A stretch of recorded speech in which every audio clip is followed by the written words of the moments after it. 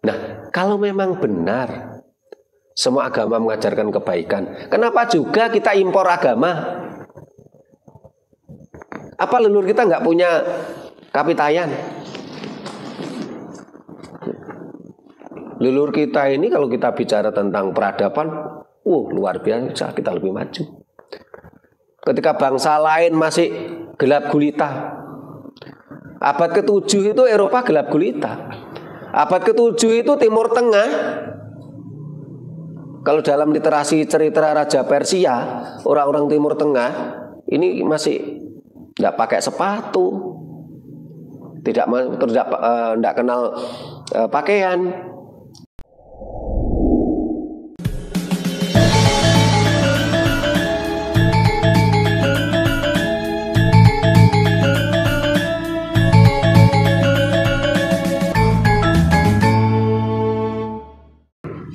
Rahayu. Para pemirsa Raket Prasojo TV channel yang kami hormati, selamat berjumpa kembali dalam kegiatan Yayasan Raket Prasojo, Lembaga Pengkajian, Pelestarian dan Pengembangan Budaya Nusantara. Nah, para pemirsa, di berbagai kesempatan publik ya, dari termasuk di medsos, banyak orang bercerita, banyak orang berceramah, banyak orang berpidato. Mereka mengatakan semua agama itu mengajarkan kebaikan. Kalau terjadi kasus-kasus kejahatan kriminal yang dibungkus agama, itu katanya kesalahan oknum atau pelakunya atau manusianya. Karena itu akan coba kita kaji, akan kita bahas. Benarkah semua agama itu mengajarkan kebaikan? Karena di dunia ini tercatat ada 4.200 agama, ada 2.500 Tuhan. Nah, sebelum kita bahas itu, akan dibuka oleh tembang oleh Bu Nani. Silakan Bu. Rahayu. Rahayu. Ngambara ing hawang-hawang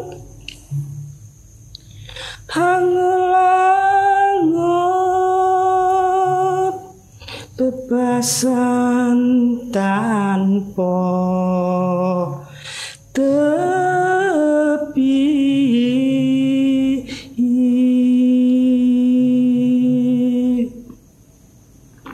nerapasing miko mandong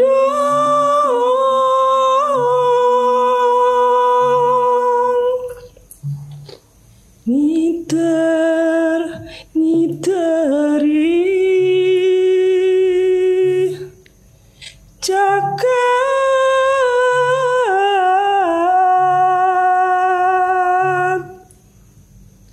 Wulandara ngambarang ngahi gunung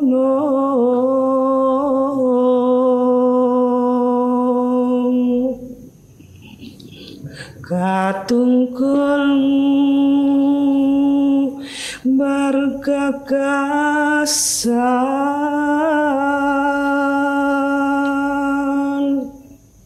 satemah dikowo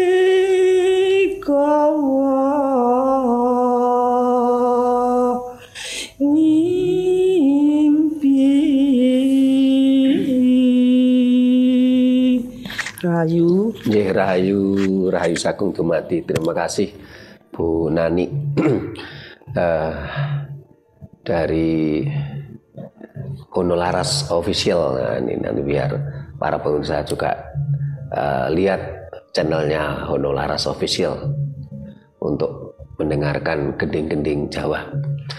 Nah, para pemirsa, kembali ke bahasan kita tadi. Kita akan mengangkat tema, benarkah semua agama itu mengajarkan kebaikan? dan manusialah yang melakukan kesalahan-kesalahan. Nah, ini di Sanggar Raket Prasojo ada yang mau kondo takon. Nah, boleh Pak Giono dulu, silakan. Ya. Rahayu. Ya, Rahayu. Ya, saya mau tanya cuma itu aja. Apa? Agama itu seolah-olah kan itu saya rasakan itu benar untuk apa kebaikan. Kebaikan. Ya, namanya agama itu harusnya kan baik kan gitu, harusnya baik gitu. Jadi semua agama seolah-olah kan sekarang mayoritas baik untuk mendidik orang yang lebih baik gitu. Gitu. Makasih. Terima kasih Pak Giono. Oh, Bu Nani menyampaikan. Rahayu. Rahayu. Menurut saya kalau semua agama mengajarkan tentang kebaikan, itu tidak akan timbul perselisihan, timbul pertikaian, saling fitnah, maupun satu contoh menjelek-jelekan, mengkafir-kafirkan, mengharam-haramkan. Begitu menurut saya. Terima kasih Bu Nani. Dari sebelah kiri mau disampaikan Mas Anton, Mas Hadi. Rahayu Romo. Rahayu. Apakah setiap manusia membutuhkan agama untuk menjalankan kebaikan itu? Itu aja Romo. Terima kasih Mas Anton. Mas Hadi silakan. Rahayu Romo. Rahayu Mas Hadi.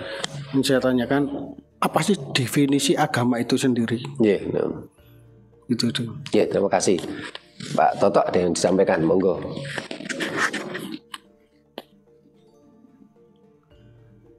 Rahayu. Rahayu. Kalau menurut saya namanya agama, betulkah itu tidak agama itu kocar kacir, yang berarti tidak kocar kacir? Itu aja. Terima kasih Pak Toto. Nah, para pemirsa, nampaknya ini harus saya balik yang dibahas supaya nanti air mengalir selaras, tidak udah sampai bawah naik lagi ke atasnya. Berarti dari Pak Toto dan Mas Hadi dulu. Apa definisi agama? Apakah benar agama itu dari kata tidak, agama itu murat-marit atau kacau, sehingga agama tidak kacau? Sebenarnya ini kalau di channel YouTube kita di Raket Prasojo TV itu banyak sudah yang kita jelaskan di berbagai video-video kita tentang ketuhanan. Bahwasanya agama ini ada dua pengertian saat ini. Agama kalau dalam pengertian KBBI, Kamus Besar Bahasa Indonesia, itu tidak, agama itu kacau. Agama tidak kacau. Supaya tidak kacau diharapkan setiap orang yang beragama hidupnya tidak kacau. Hidupnya menjadi lebih baik. Tetapi kalau kata agama dalam sastra Jawa itu malah terbalik. Itu tidak, agama itu aturan. Sehingga kalau agama artinya apa? Tidak beraturan, tidak beradab. Sehingga di dalam sastra Jawa dari berbagai literasi ajaran Jawa itu tidak ada kata agama. Adanya adalah gama. Contoh umpamanya serat asmaragama, aturan bermain asmara. Serat negara kertagama. Gama itu aturan. Nah, barangkali yang perlu kita pertanyakan, kenapa sih kok negara kita dengan konsep KBBI? Karena KBBI ini kan mewakili negara dalam hal soal bahasa. KBBI itu adalah Kamus Besar Bahasa Indonesia yang diterbitkan oleh Balai Bahasa yang merupakan kepanjangan dari Kemendikbud. Kenapa yang diambil kok malah perspektif itu tidak, agama itu kacau? Ini kalau saya telusuri, pengertian ini diambil dari malah dari bahasa Yunani.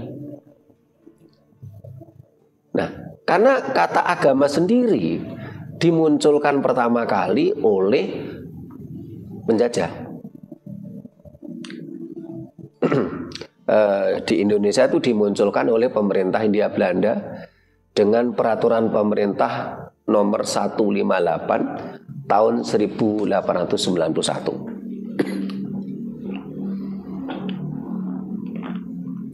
Bahkan di dalam peraturan pemerintah Hindia Belanda tadi disebutkan agama yang diakui oleh pemerintah itu adalah agama internasional. Pemerintah Hindia Belanda tidak mengakui agama-agama lokal, ajaran-ajaran lokal. Kenapa? Kan mereka penjajah. Mereka tidak ingin bangsa yang dijajah tadi bangkit. Dia harus dicekoki dengan agama-agama luar yang memabukkan, supaya bangsa tadi mudah dijajah. Penjajah Hindia Belanda kan orang Eropa. Dan ini terjadi juga di Inggris. Nah, Eropa ya tentunya pemerintah Hindia Belanda itu kan belajar dari masa kegelapan mereka sendiri. Eropa pernah mengalami masa kegelapan itu 800 tahun karena mabuk agama. Mabuk agama dari Timur Tengah. Selama 800 tahun mereka mengalami keterpurukan, kegelapan. Bahkan mereka demi membela agama dari Timur Tengah tadi, hanya rebutan O sama A, mereka bunuh-membunuh, jutaan orang mati. Yang satu mengajarkan Tuhan itu O, yang satu mengajarkan Tuhan itu A. Semua agama tadi dari Timur Tengah. Eropa mengalami masa kegelapan 800 tahun. Akhirnya mereka sadar, bangsa yang mabuk agama adalah bangsa yang mudah dijajah, mudah ditindas, mudah diperalat, mudah diperbudak. Itulah sebabnya pemerintah Hindia Belanda mendatangkan orang-orang Arab ke sini untuk menjadi kaki tangannya, untuk memperkuat bangsa ini untuk semakin mabuk agama. Terus mereka juga mengeluarkan peraturan pemerintah Hindia Belanda nomor 158 tahun 1891 berdasarkan rekomendasi dari Senok Gugronyo dan beberapa sarjana Eropa yang mereka terjunkan. Ada beberapa sarjana, tapi yang terkenal itu Senok Gugronyo.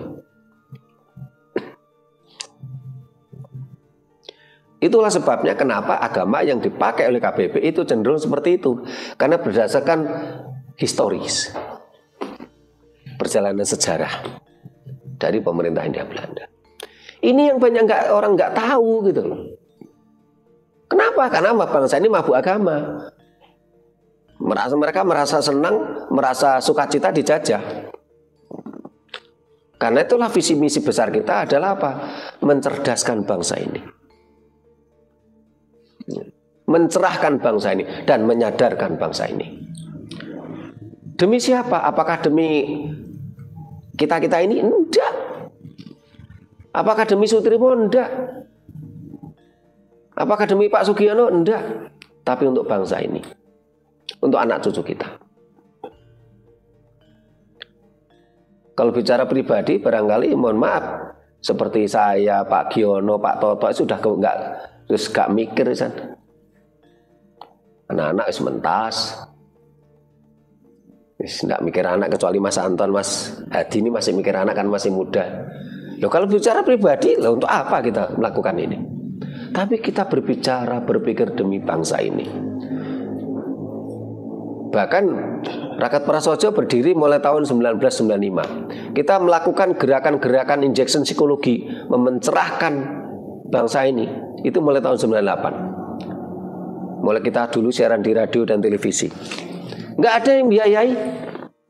Bahkan kita keluar biaya sendiri.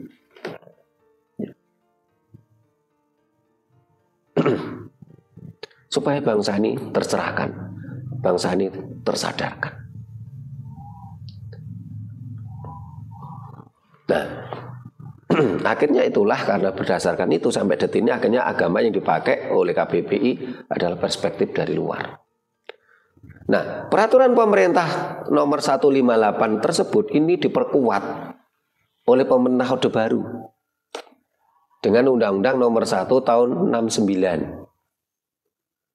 Semua warga negara Indonesia harus memeluk agama yang diakui oleh pemerintah. Sementara agama yang diakui pemerintah semuanya agama Dayoh. Bangsa ini benar-benar diinjak-injak. Tapi kita nggak sadar. Mereka selalu mempropagandakan semua agama baik. Semua agama mengajarkan kebaikan. Kalau ada oknum-oknum atau umat beragama yang melakukan kejahatan, bom bunuh diri, bom tempat ibadah agama lain, katanya itu oknum. Agama tidak mengajarkan kebaikan katanya. Apa? Semua agama mengajarkan kebaikan katanya. Agama tidak mengajarkan hal semacam itu katanya. Nah, kalau memang benar semua agama mengajarkan kebaikan, kenapa juga kita impor agama? Apa leluhur kita nggak punya kapitayan? Leluhur kita ini kalau kita bicara tentang peradaban, luar biasa, kita lebih maju. Ketika bangsa lain masih gelap gulita, abad ke-7 itu Eropa gelap gulita. Abad ke-7 itu Timur Tengah.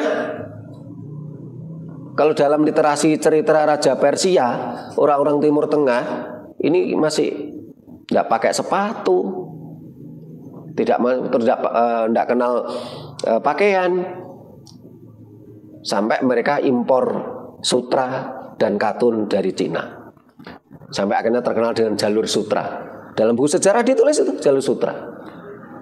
Jadi kalau keturunan mereka yang ada di sini, mereka mengatakan kalau bukan nenek moyang kami, bangsa Indonesia katanya masih telanjang menyembah pohon, karena dia nggak belajar sejarah. Dan anehnya kok bangsa kita itu loh kok malah percaya omongan mereka.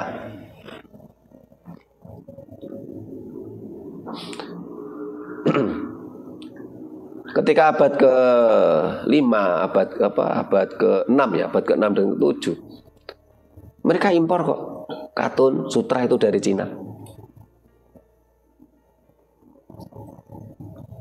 Salah satu tokohnya kan wanita hebat, Siti Khotijah itu yang impor katun dan sutra.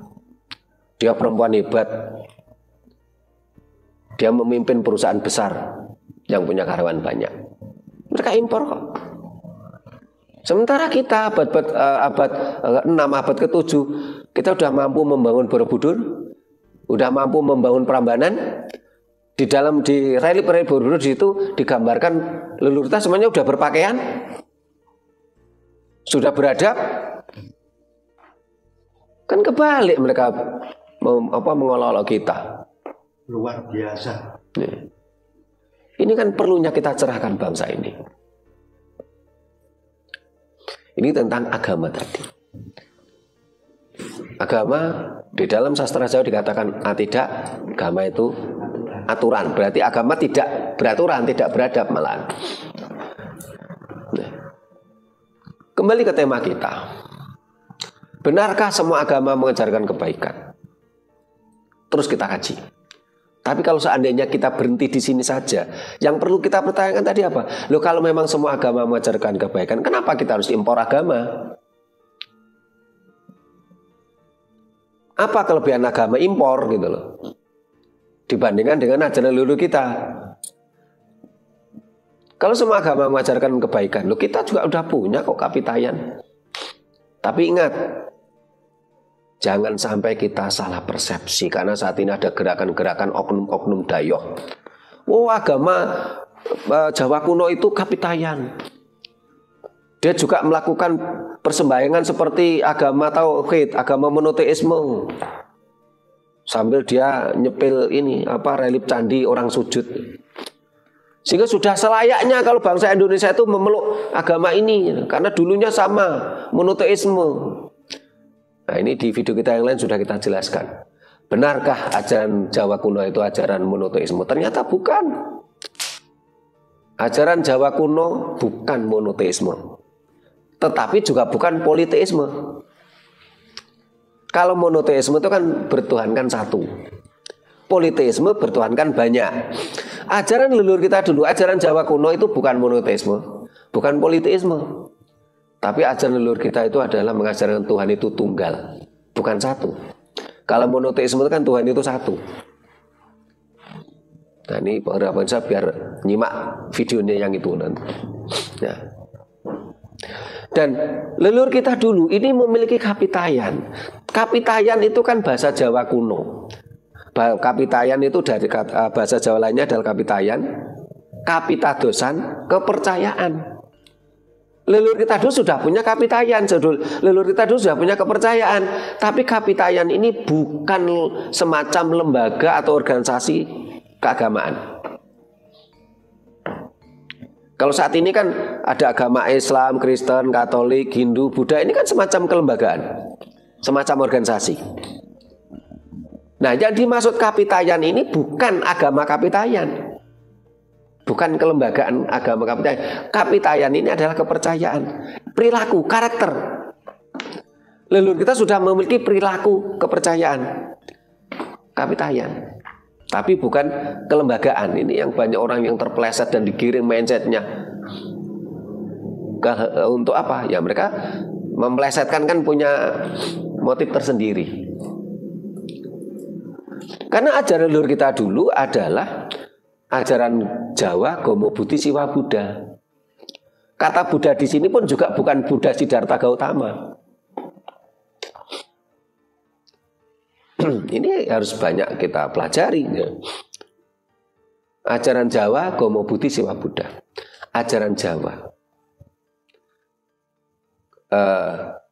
Jawa artinya adalah sesuatu yang tidak pernah mati.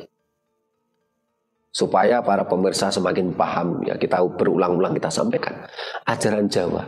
Jawa di sini bukan dalam arti teritorial. Jawa di sini bukan berarti sukuisme, ya.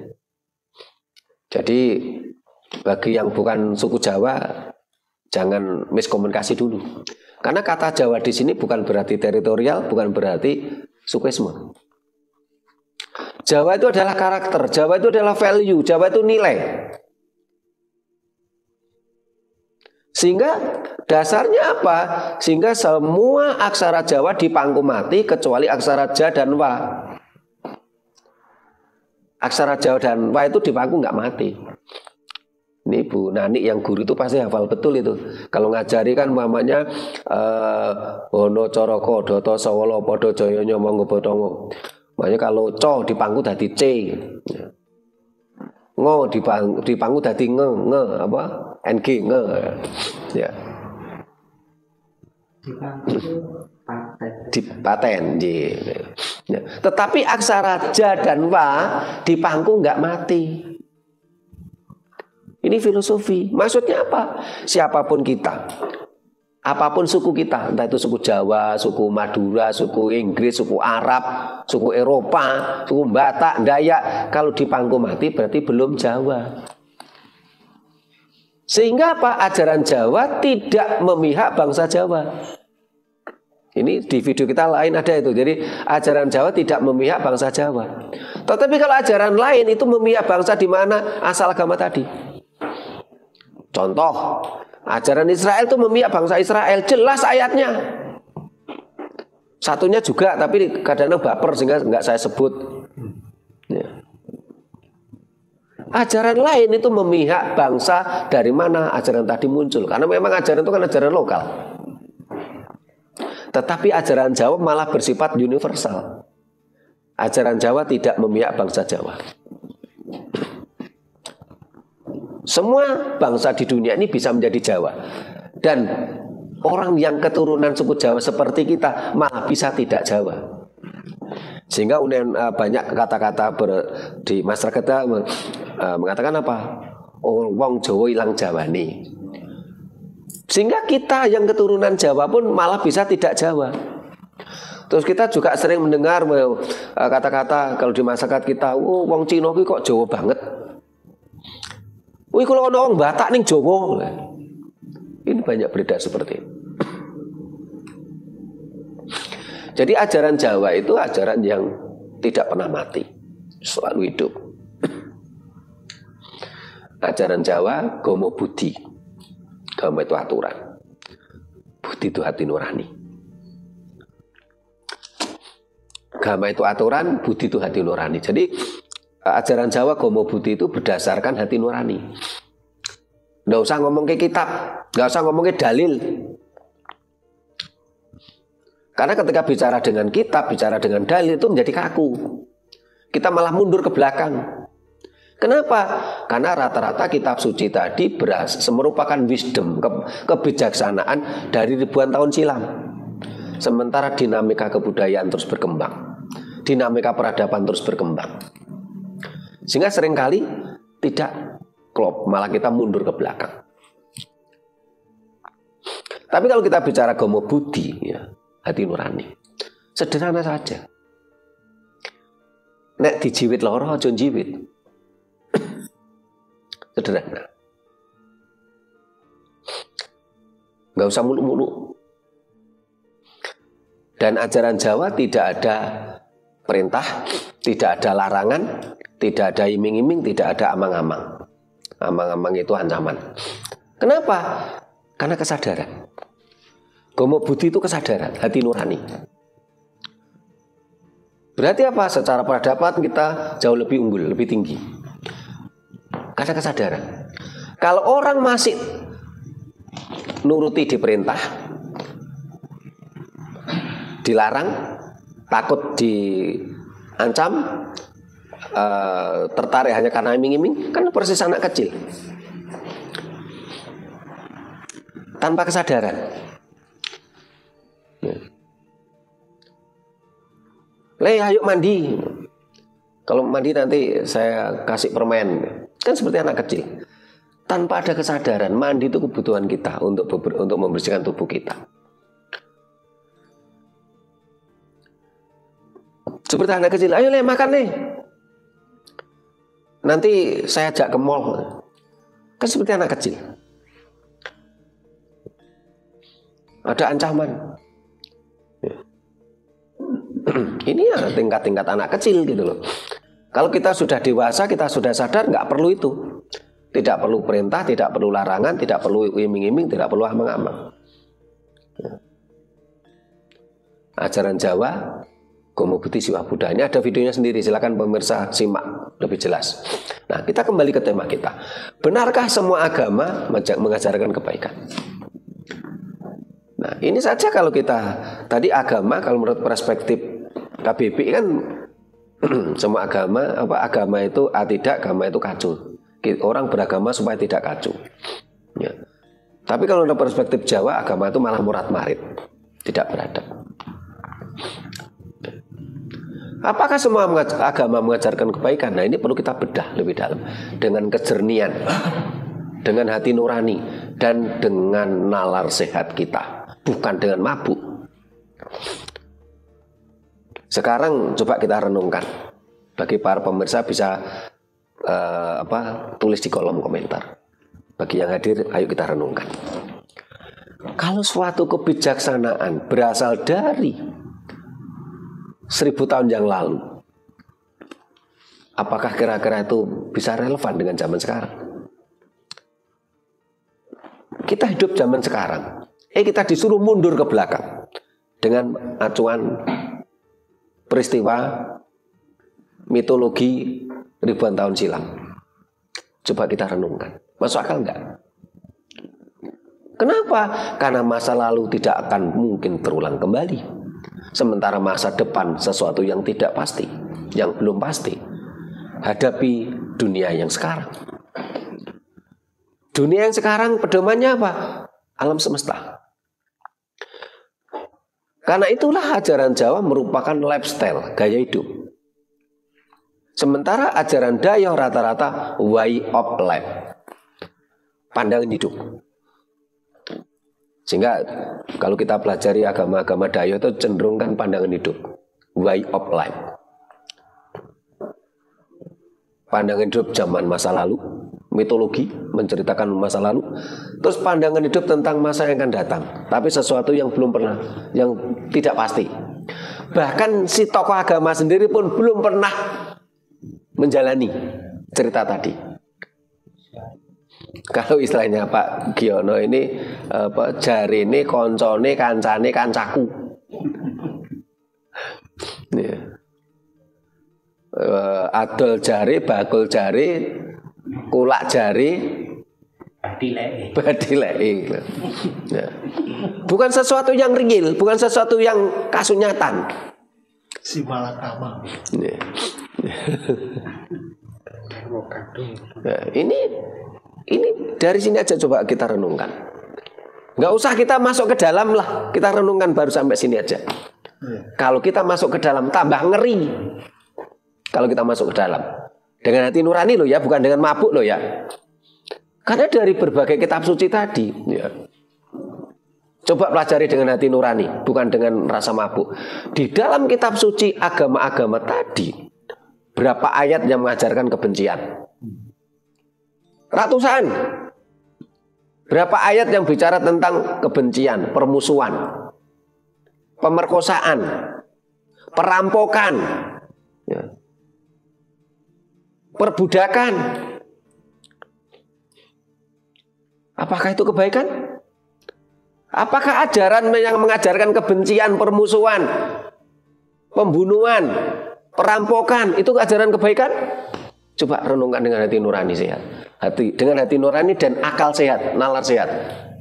Dengan akal sehat dan bukan akal-akalan. Bukan akal-akalan ya.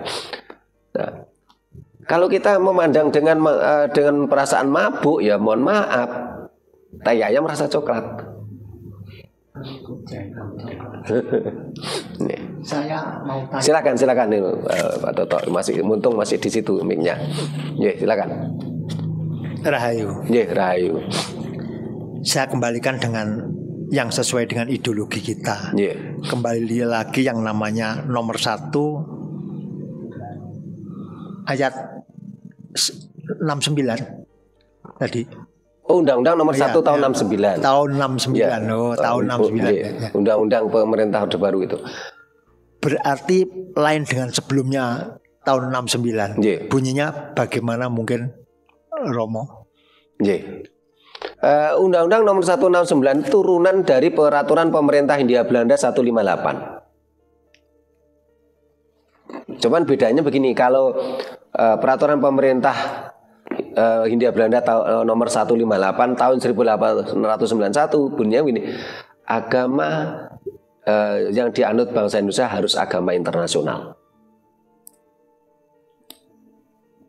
Kalau Undang-Undang nomor 1 tahun 69 berbunyi, seluruh warga negara Indonesia harus memeluk agama yang diakui oleh pemerintah. Tetapi agama yang diakui oleh pemerintah semuanya agama impor.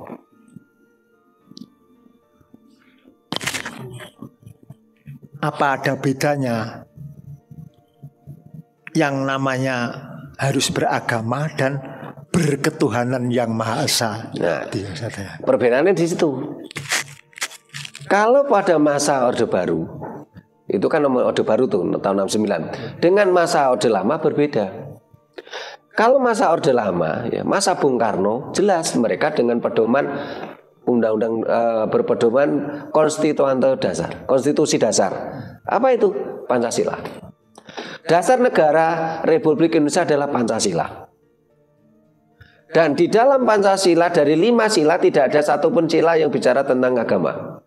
Tapi bicaranya adalah ketuhanan yang Maha Esa.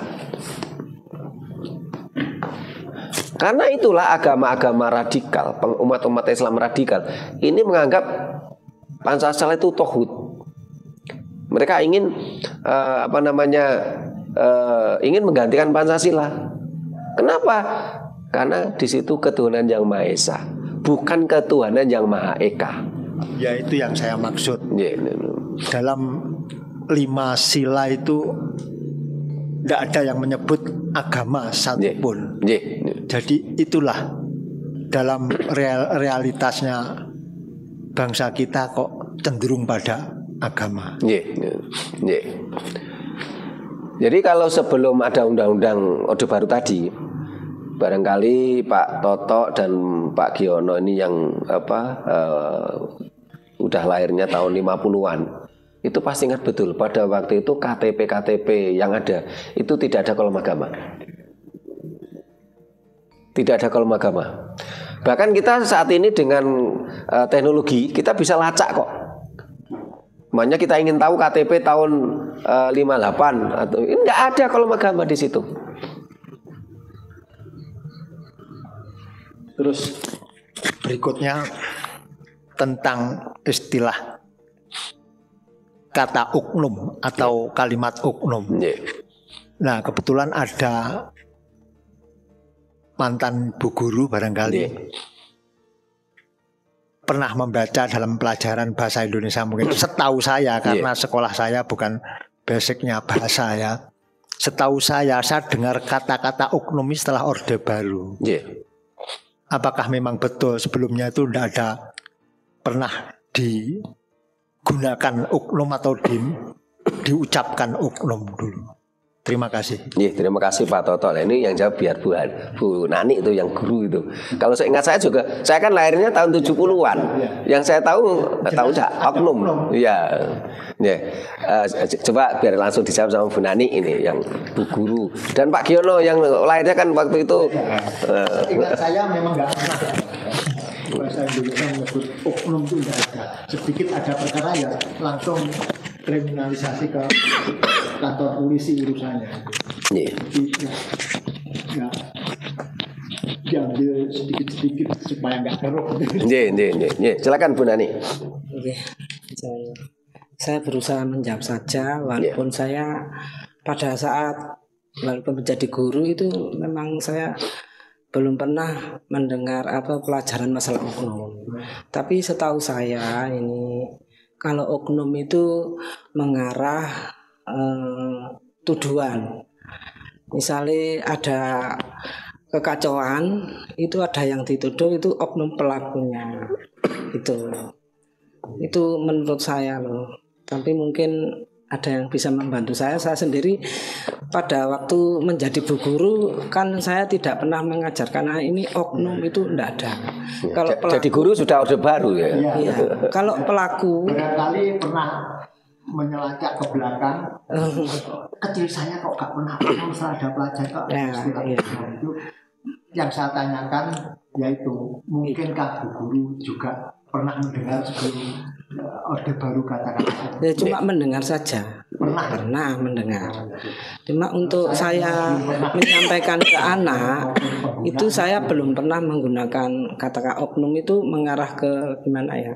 Seperti tuduhan gitu loh. Padahal kan belum pasti. Tapi kalau pelaku itu kan memang sudah betul-betul melakukan. Misalnya pencuri itu pelakunya. Misalnya satu contoh di kelas itu ada pencurian kecil-kecilan. Terus ketangkep basah dengan bagaimana cara guru itu mengidentifikasi, oh ini yang mencuri. Kan kita punya berbagai cara. Misalnya menyadarkan anak, kadang diam-diam kita menyelidiki. Anak itu dipanggil kan kelihatan karena kita waktu menjadi guru itu kan diajarkan pendidikan ilmu jiwa. Jadi misalnya ada terjadi teman yang kehilangan uang, misalnya uang untuk jajan kan akhirnya anaknya nangis. Terus sebagai guru itu kita menyelidiki siapa ini. Kira kan kelihatan dari sekian anak bagaimana cara menggali guru bahwa untuk mengetahui anak ini pencurinya itu kita bisa. Terima kasih Bu Nani. Pak Giono ada yang mau disampaikan? Kita kembali ke tema kita. Benarkah semua agama mengajarkan kebaikan? Terus akhirnya kita apa yang disampaikan Bu Nani awal tadi. Loh kalau memang semua agama mengajarkan kebaikan, kenapa ada konflik? Tadi kan itu tadi yang disampaikan Bu Nani awal. Tadi kan memang kita balik karena supaya air mengalir ya. Kita jelaskan dulu tentang agama. Apa yang disampaikan Bu Nani ini juga merupakan fakta. Kalau memang semua agama mengajarkan kebaikan, kenapa kok ada konflik? Kenapa umat agama A memusuhi umat agama B? Itu jelas beda agama, Bu. Bahkan faktanya sesama agama pun mereka berkonflik hanya karena beda guru. Berarti benarkah semua agama mengajarkan kebaikan? Nah, jawabannya malah enggak malah. Bahkan dengan agama itu membuat kita terkotak-kotak, berkelompok-kelompok, terkotak-kotak. Seharusnya bagaimana? Janganlah kita belajar agama, tapi belajarlah berkemanusiaan. Bagaimana bisa rukun semua dalilnya sendiri. Apakah kalau kita tidak beragama itu kita menjadi ateis? Belum tentu. Apakah kalau kita tidak beragama kita menjadi komunis? Saat ini kan banyak yang goreng ya. Ketika kita bicara tentang budaya, ketika kita bicara tentang sesuatu antara beragama dengan bertuhan, ini ada orang yang tahu menjelaskan, wah ini komunis ini PKI. Adakah hubungan antara kata-kata komunis dan agama? Nah, orang yang tidak beragama belum tentu komunis. Orang yang tidak beragama belum tentu ateis. Ya. Bangsa ini memang dibuat bodoh. Kenapa? Karena agama ini adalah merupakan ilmu teis dan ateis. Ya. Ilmu ketuhanan itu kan teis. Orang yang tidak percaya adalah ateis. Ya. Orang yang tidak beragama apakah itu pasti ateis? Juga belum tentu. Karena sekarang fakta di lapangan ada istilah baru namanya agnostik. Dia tidak beragama, dia tidak percaya agama, tapi dia tetap bertuhan. Ini banyak berkembang saat ini, agnostik. Apakah orang yang beragama itu berarti tidak bertuhan? Belum tentu. Ada agnostik. Mereka tidak beragama, tapi dia tetap percaya Tuhan.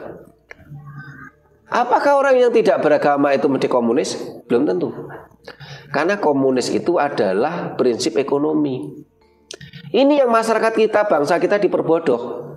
Seolah-olah orang yang tidak beragama itu adalah komunis. Bangsa ini harus cerdas. Ya. Agama adalah ranah teis dan ateis. Komunis ini adalah prinsip ekonomi. Lain arti, lain prinsip. Komunis ini adalah dari kata komuni. Komuni artinya kelompok. Sehingga yang dimaksud komunis adalah sebuah konsep ekonomi yang dimana mengajarkan bekerja bersama, dinikmati bersama.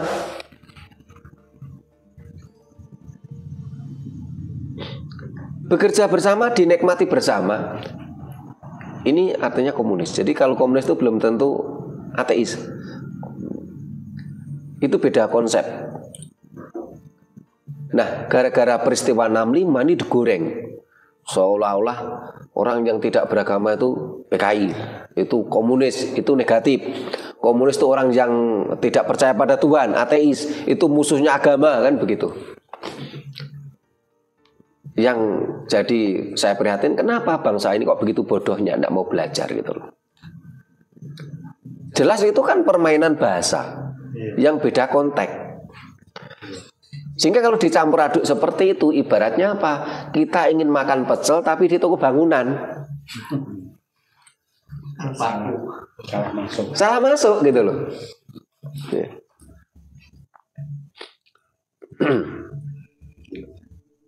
Sehingga ketika kita bicara benarkah semua agama mengajarkan kebaikan, ini sudah mulai terbuka. Masyarakat kita sudah mulai sadar. Tadi dari kesimpulan kita kan, kalau apakah benarkah agama mengajarkan kebaikan? Oleh Bu Nani dikatakan tidak benar, mau nyatanya dengan beragama. Kalau memang agama mengajarkan kebaikan, kenapa mereka malah mengajarkan kebencian pada kelompok lain, kepada umat agama lain?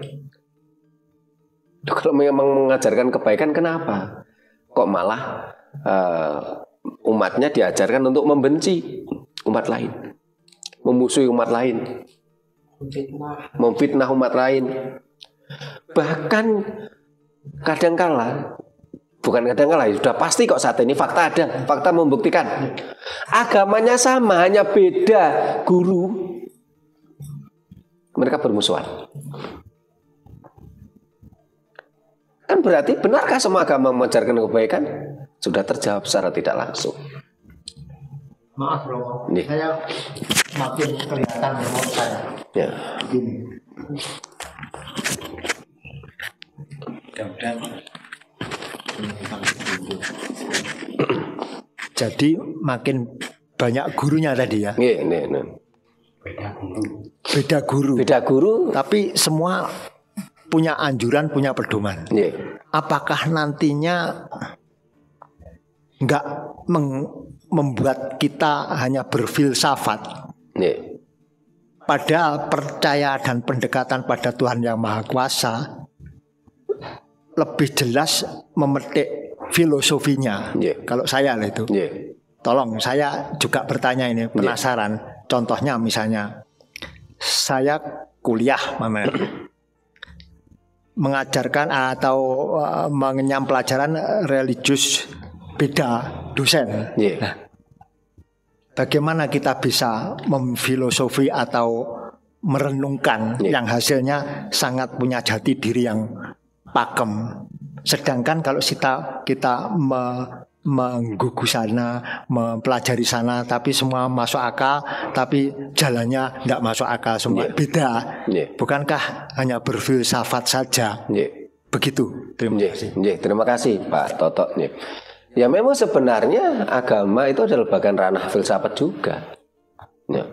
Karena memang bagi orang yang mau sadar, agama itu produk manusia. Dan setiap manusia memiliki perspektif masing-masing. Coba kalau kita lihat hampir semua agama, tadi berkali-kali kita sampaikan di dunia ada 4.200 agama, ada 2.500 Tuhan, dan itu merupakan semua produk lokal. Sehingga apa yang diajarkan di dalam agama-agama tadi cenderung bernuansa budaya lokal, berasal dari mana sumber agama tadi. Nah kalau dipaksakan kepada bangsa lain kan mesti cenderung ada kehancuran. Apa yang dihancurkan? Budaya budaya dari bangsa yang dijajah tadi kan hancur. Seperti saat ini kan budaya Jawa hancur. Putus sejarah. Kenapa? Karena bangsa ini dengan dalil agama mereka meninggalkan budaya leluhurnya. Mereka menganggap budaya asal dari agama yang dia yakin tadi sebuah kebenaran. Sehingga berkali-kali kita sampaikan, ayo kita renungkan dengan nalar sehat kita. Renungkan filosofi. Renungkan. Berfilosofi. Karena fakta di lapangan banyak umat beragama, banyak agama mengajarkan umatnya untuk saling bermusuhan, membenci, menfitnah umat agama lain. Bahkan seringkali sama agamanya, beda gurunya, mereka berseteru. Banyak orang pandai. Dan banyak agama itu yang bertentangan dengan hukum alam. Kalau kalau coba kita renungkan dengan nalar sehat, kalau ada ajaran, ada agama yang bertentangan dengan hukum alam, apakah itu kebaikan? Karena dia menghancurkan dunia, dia menghancurkan alam. Renungkan. Karena kebanyakan agama, agama Dayo itu berlawanan, bertentangan dengan hukum alam. Kalau ada ajaran yang bermusuhan, yang berlawanan dengan hukum alam, apakah itu kebenaran? Apakah itu kebaikan? Bukan. Jelas bukan.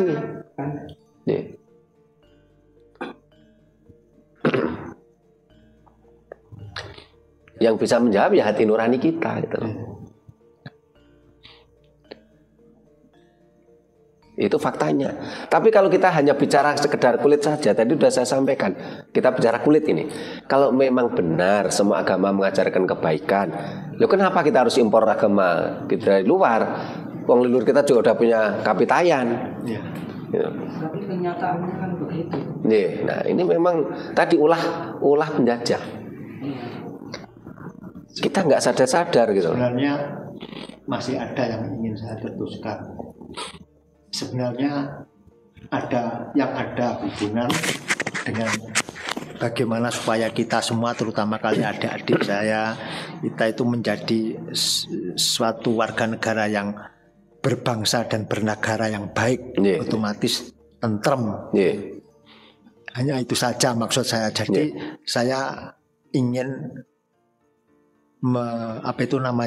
istilahnya menanyakan tentang kita hidup di negara Pancasila. Paling tidak kita itu bernasionalisme. itu hubungannya dengan cara berpikirnya kebangsaan kita itu pluralisme kan ya. Bukan pluralisme. Apa? Bhinneka Tunggal Ika. Bhinneka Tunggal, ya maaf, Bhinneka Tunggal Ika. Berbeda-beda tapi tetap satu. Tapi bukankah itu mesti memerlukan jiwa, maaf lo ya, karena berbeda-beda karena harus satu lah. Bukankah itu memerlukan jiwa yang apa ya istilahnya, humanisme lah. Mungkinkah apa begitu? Terima kasih Pak Toto. Kita juga harus paham ya bahasanya konsep dasar kita ya. Kalau dasar negara jelas Pancasila, setelah itu ada Bhinneka Tunggal Ika. Kita tidak punya konsep dasar pluralisme, tidak punya. Pluralisme itu bukan konsep dasar bangsa kita, tapi Bhinneka Tunggal Ika. Dan Bhinneka itu hukum alam. Bhinneka itu hukum alam. Bhinneka atau warna-warni. Ini hukum alam. Alam itu memang warna-warni. Dia kodratnya memang. Hukum alam itu memang Bhinneka. Bhinneka Tunggal Ika. Tunggal itu juga bukan satu. Tunggal itu satu kesatuan. Ika itu juga bukan satu. Ika sama Eka beda. Maksudnya bagaimana? Bhinneka Tunggal Ika. Kita semua itu bhinneka. Kan hukum alam. Nggak jauh-jauh di ruangan ini aja bhinneka. Tapi walaupun kita itu dikodratkan bhinneka, beragam, itu hukum alam. Tapi kita adalah satu kesatuan. Ika itu tujuan. Ika itu bukan satu. Kemana tujuannya? Bhinneka Tunggal Ika. Tanhana Dharma Mangrua. Selama ini kan banyak salah persepsi, salah tafsir banyak orang. Ika diartikan satu. Padahal Ika sama Eka beda. Sama-sama bahasa Jawa. Dan kalau satu kan mesti ada dua. Oh iya, kalau Eka berarti ada dwi. Ada dwi, ada tri, ada catur. Ya. Ada panca kan. Ini Ika, bukan Eka. Jadi kita kembali ke tema kita tentang benarkah semua agama mengajarkan kebaikan. Kalau agama tadi, kalau ajaran tadi ya berdasarkan hukum alam, saya yakin itu mengajarkan kebaikan. Saya yakin itu sangat universal. Saya yakin itu sangat komprehensif. Kalau berdasarkan hukum alam, berdasarkan hukum alam. Tetapi kalau agama tadi berdasarkan kitab suci yang merupakan hasil perspektif dari sang tokoh agama, saya yakin tidak 100% mengajarkan kebaikan. Malah akan muncul permusuhan-permusuhan. Hanya karena beda agama bermusuhan. Ketika suatu agama mengajarkan salah dan benar, pasti di situ akan timbul kekacauan. Karena kebanyakan agama mengajarkan salah dan benar. Jadi suatu aturan, suatu ajaran yang baik adalah satu, berdasarkan alam semesta, secara telus. Dan alam semesta itu bhinneka, beragam. Sementara agama-agama Dayoh itu malah bertentangan dengan hukum alam. Alam itu beragam, tapi mereka ingin menyeragamkan. Mulai nama Tuhan harus seragam, cara menyembahnya harus seragam. Terus mereka konsepnya salah dan benar. Agama saya paling benar, agama yang lain salah. Ketika agama mengajarkan salah benar, disitulah muncul konflik, muncul sesuatu yang negatif malahan. Seharusnya apa? Ajaran yang benar adalah berdasarkan secara telus alam semesta, seperti ajaran Jawa. Silakan direnungkan dengan akal sehat. Bukan karena kita orang Jawa terus kita mengatakan ajaran Jawa paling bagus. Bukan itu. Wong kita sendiri yang keturunan suku Jawa belum tentu bisa jadi Jawa kok. Belum benar. Ya. Agama yang benar-benar mengajarkan kebaikan itu tadi satu, berdasarkan alam semesta. Tidak berlawanan dengan alam semesta. Yang kedua, tidak mengajarkan salah dan benar. tetapi mengajarkan elok lan ora elok, pantas dan tidak pantas. Ini pasti mengajarkan kebaikan. Kalau agama kan jelas, agama saya yang paling benar, Anda salah. Dan anehnya agama-agama Dayo tadi selalu menakut-nakuti kita yang mereka sendiri tidak punya.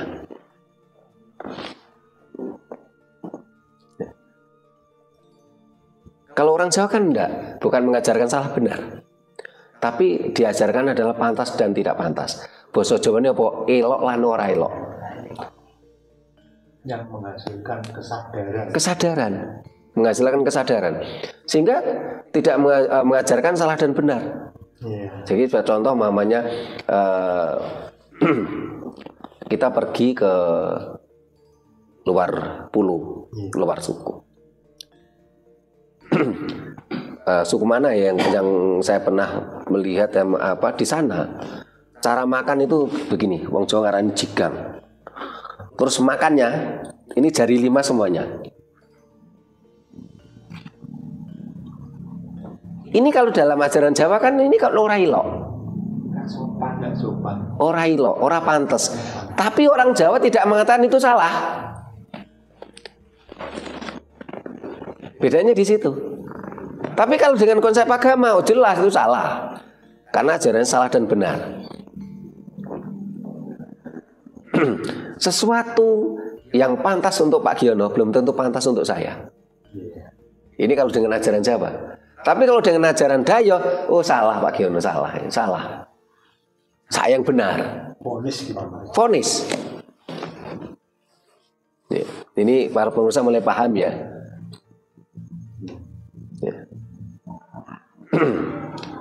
Kalau agama tadi mengajarkan salah dan benar, pasti di situ muncul sesuatu yang tidak baik malahan. Ini baru kita bicara agak ke dalam. Apalagi kalau kita benar-benar masuk ke dalam ke mereka. Tadi saya katakan berapa ayat-ayat mereka dalam kitab suci mereka yang bicara tentang kebencian, permusuhan, pembunuhan, perampokan. Jadi kalau ada yang mengatakan semua agama mengajarkan kebaikan, ya barangkali cara belajarnya agama malah belum tuntas. Sehingga ada di komentar di channel YouTube kita itu banyak yang mengakui saya dulu tuh fanatik agama, setelah itu saya belajar akhirnya menjadi spiritualis. Mas Hadi ada yang mau tanyakan yang namanya, silakan Mas Hadi. Ini agak sedikit mengenai agama. Kan tadi kan disinggung sedikit masalah candi, no? Yeah. Nah, seperti Candi Borobudur itu peninggalan agama atau peninggalan budaya? Iya. Saja. Iya, terima kasih Mas Hadi. Borobudur jelas itu ada peninggalan peradaban. Peradaban itu adalah budaya. Itu budaya. Dan agama itu juga bagian dari budaya. Bagi yang mau berpikir dengan nalar sehat. Tapi kalau yang bagi mabuk agama ya tidak. Agama itu pokoknya sesuatu yang tidak tersentuh katanya. Agama itu sesuatu yang sangat tinggi katanya. Karena dia mabuk agama. Tapi ketika mereka kita ajak berpikir, kalau memang agama tadi sesuatu yang di atas yang tidak tersentuh, kita tanya prosesnya. Munculnya agama tadi bagaimana? Apakah Tuhan langit itu menjatuhkan agama makludak? Ya enggak juga. Itu kita di video kita agama langit dan agama bumi kita bahas itu. Toh agama yang mereka klaim katanya dari langit itu juga perantaranya dari seorang tokoh yang berbicara dengan mulutnya yang dia katanya dapat bisikan dari entitas lain. Itu pun masih disclaimer. Berarti apa? Kan produk budaya. Apapun yang berasal dari mulut manusia, perilaku manusia, itu kan budaya. Ini bagi yang jujur, ini yang mau berpikir sehat. Bukan sekedar disclaimer. Kalau ajaran Jawa kan jelas, ajaran Jawa tidak pernah mengklaim oh ini perintah Tuhan, enggak. Karena selalu berdasarkan sesuatu yang kesadaran, hati nurani dan kemanusiaan.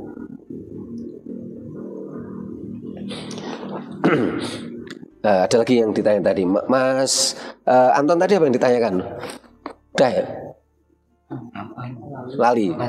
Dan setiap manusia membutuhkan agama untuk melakukan. Oh ya, apakah setiap manusia membutuhkan agama? Enggak. Karena munculnya agama itu baru-baru saja. Yang dibutuhkan manusia itu adalah satu, akal sehat. Yang kedua adalah kesadaran, hati nurani.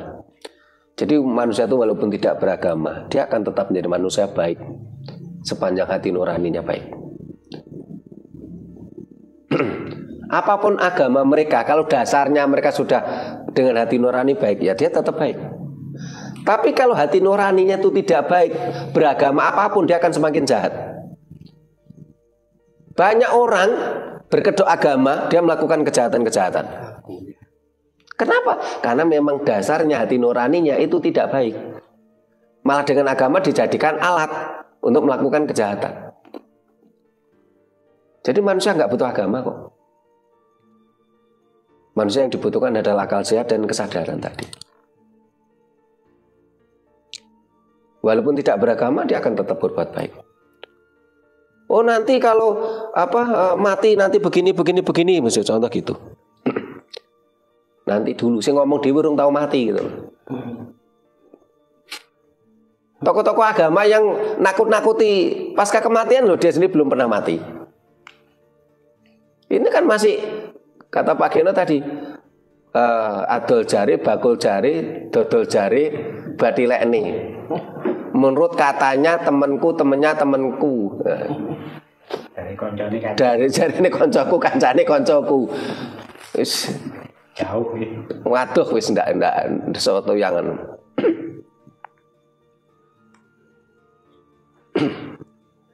Ayo kita renungkan dengan hati nurani kita, dengan kesadaran kita, dengan nalar sehat kita. Bahkan ketika kita bicara tentang pasca kematian, ajaran Jawa lebih nyaman dibandingkan dengan ajaran lain malah. Nah, kita mengatakan demikian bukan berarti karena kita keturunan Jawa, bukan. Mohon maaf bagi pemirsa kita yang non suku Jawa, kita perjelas lagi. Ketika kita bicara Jawa, bukan bicara sukuisme. Bahkan kami ini yang keturunan suku Jawa pun belum tentu kita ini bisa jadi Jawa. Tetapi walaupun Anda orang Dayak, orang Batak, orang Inggris, orang Eropa, Anda bisa jadi Jawa. Dengan proses, dengan laku. Mengutamakan nalar sehat Anda, hati nurani Anda, kesadaran Anda bisa jadi Jawa. Muncullah ketika hati nurani itu sudah baik ya. Tentunya yang muncul adalah kemanusiaan, rasa kemanusiaan. Sehingga kita harus paham betul ya. Yang membuat kita terkotak-kotak itu adalah administrasi negara yang sudah disusupi oleh pihak-pihak orang yang menggunakan agama untuk kepentingan mereka. Jangan kita mabuk agama, jangan kita terbawa arus ke sana. Sampai-sampai kita harus tega bermusuhan dan membunuh orang lain hanya karena agama yang kita anut. Ingat, kita ini saudara. Saudara itu dari kata ya saudara. Karena itulah ajaran Jawa tidak membenci makhluk lain. Karena kita merasa sadar betul kita ini saudara. Sama-sama membutuhkan. Ya, saudara. Sehingga ajaran Jawa tidak membenci babi atau celeng. Loh, kita tuh saudara loh sama babi. Sama bersuk makan. Ya. Saudara itu dari saudara. Jadi saudara, sase itu kan sama artinya. Jadi saudara itu artinya adalah saudara. Loh, kita sama babi sama celeng itu saudara loh kita nih. Kita sama anjing itu saudara loh. Kenapa sih kok ada ajaran yang harus membenci anjing, kucing, membenci babi? Wong kita tuh saudara dengan mereka. Dengan babi kita saudara. Karena di sana tidak ada babi. Iya, iya tadi termasuk soal hewan persembahan tadi. Kenapa mereka tidak melakukan persembahan dengan babi? Ya, di sana nggak ada babi, sehingga mereka membenci babi. Nah, di gurun pasir kan nggak mungkin ada babi. Angan-angan saya ya gitu, habis sebagai angan-angan. Karena babi itu adalah binatang di tempat lumpur. Babi itu adalah simbol kemakmuran. Kenapa mereka mengharamkan babi? Ya, karena di gurun pasir nggak ada babi. Dan babi itu di sana harganya mahal, binatang yang harganya mahal gitu loh. Sehingga akhirnya karena tidak terjangkau mereka mengharamkan. Ya. Kalau tumbuhan yang nggak ada dimusrikan. Dimusrikan gitu loh. Ya. Padahal kita harus sebagai tuntutan. Ya. Sementara kita malah menghormati babi, karena babi itu simbol kemakmuran. Karena itulah mulai zaman Majapahit pun ini sudah ada literasi tentang celengan. Karena itu simbol kemakmuran. Nah. Makna betul. Nah. Jadi, benarkah setiap agama mengajarkan kebaikan? Silakan renungkan, pikirkan dengan nalar sehat. Kesimpulan kita itu tadi. Sepanjang agama tadi berlawanan dengan hukum alam, tentu tidak akan mengajarkan kebaikan. Karena dia bermusuhan dengan hukum alam. Kedua, ketika agama tadi mengajarkan salah dan benar, pasti juga tidak akan mengajarkan kebaikan. Karena salah dan benar. Orang yang tidak seagama dengan kita salah. Sehingga akhirnya faktanya apa? Seperti yang dikatakan Bu Nani tadi, kalau memang agama mengajarkan kebaikan, apa? Kok agama-agama tadi mengajarkan umatnya untuk saling bermusuhan? Padahal memfitnah bangsa lain. Membutuhkan humanis. Ya. Kesadaran. Yang autisme kok malah gitu. Ya. Ya. Karena itu saran kita pada kita semua, sebelum Anda belajar agama, belajarlah kemanusiaan. Sebelum Anda belajar ketuhanan, belajarlah kemanusiaan. Karena kalau ketuhanan yang salah juga muncul konflik. Karena Tuhan itu sendiri adalah perspektif dan imajinasi manusia. Terus menurut Romo tentang data identitas tentang agama, antara agama dan kepercayaan pada Tuhan yang Maha Kuasa, itu apa perlu ke depan ditegaskan ya itu ya, atau dalam secara terang-terangan bisa dirubah? Ya, saat ini kita jelas oleh pendiri bangsa kita, pendiri negara kita ya, bukan pendiri bangsa. Jelas dasar negara kita adalah Pancasila. Tentunya kita murnikan Pancasila sudah cukup kalau menurut saya. Karena di situ jelas berketuhanan yang Maha Esa, bukan berketuhanan yang Maha Eka. Di situ ada kemanusiaan yang adil dan beradab. Di Pancasila tidak bicara tentang agama. Jadi kalau dari Pak Ki tadi apa sudah dibahas ya? Udah nggih. Ya, Bu Nani sudah, Mas Anton, Mas Hadi, Pak Toto udah. Nah, apalagi yang ada yang disampaikan lagi, ada kontak-kontak lagi. Nih, ampun. Nih. Terima kasih para pemirsa yang saya hormati. Demikian tadi bahasan kita tentang benarkah semua agama mengajarkan kebaikan. Ternyata setelah kita kupas mulai dari kulitnya, terus tengah-tengah, bahkan kita kalau masuk ke dalam ke suatu agama, ternyata seperti yang kita bahas tadi, seperti yang kita kaji tadi. Mudah-mudahan kajian kita, bahasan kita mampu mencerahkan kita semua, mampu mencerdaskan kita semua, dan mampu menyadarkan kita semua, sehingga akhirnya lahirlah jiwa-jiwa Jawa untuk menuju kebangkitan Nusantara. Terima kasih.